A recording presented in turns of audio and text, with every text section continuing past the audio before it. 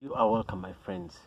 On last weekend, I had the chance to meet a gentleman who made me open up my mind or my eyes of some things that I didn't know that were existing in Uganda.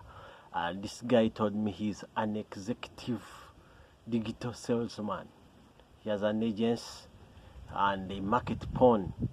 So many times I've always told you, don't admire what you don't know. Some people are getting money in ways you don't understand. So this gentleman, I wanted to make a podcast with him, and it wasn't possible. He told me he can't expose his face or his names. So you are welcome, my friends. In one or another, you are learning.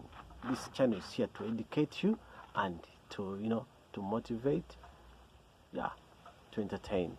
So many times we see people making a lot of money and they can't explain the money they are making. And I guess that's one of the reasons why they're not happy. This gentleman asked me, Damas, what wouldn't you do for a million Ugandan shilling? I told him a lot of things I can't do.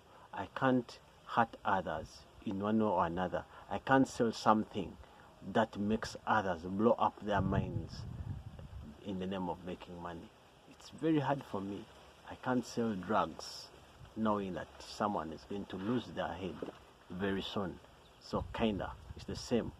And I know many can do the same business that he's doing, but it's very hard for someone to sell something that's going to blow up. I asked him, are these girls happy? He said, yes, they're happy because they're making money. They make better money than being hoes or waiters or house girls. I said, okay, that's true. And I have a question. Do you rather be poor and happy or being rich and miserable? Because I asked this guy and the guy asked me the same question. He told me, which poor person is happy? You can't be poor and be happy. So I don't know what you think on that side, but these things are happening. His agency is one of the smallest in Uganda. And then I started thinking, now what's happening all over the world? So every country, every continent has such people doing such things. Asked him, how long do you work with these girls?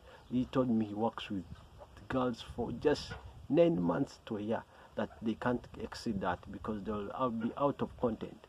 As you know, their content, they'll start with showing skins and what. Later, double penetration and then animals.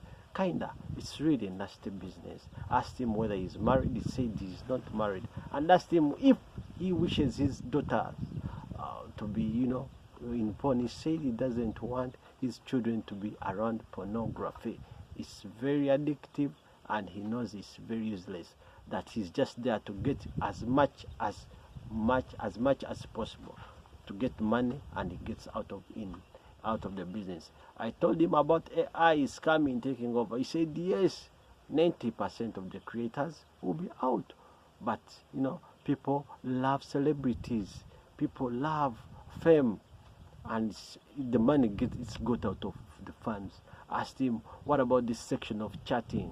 He told me he has a big team, and so it's not the girls who chat with the customers or with the fans.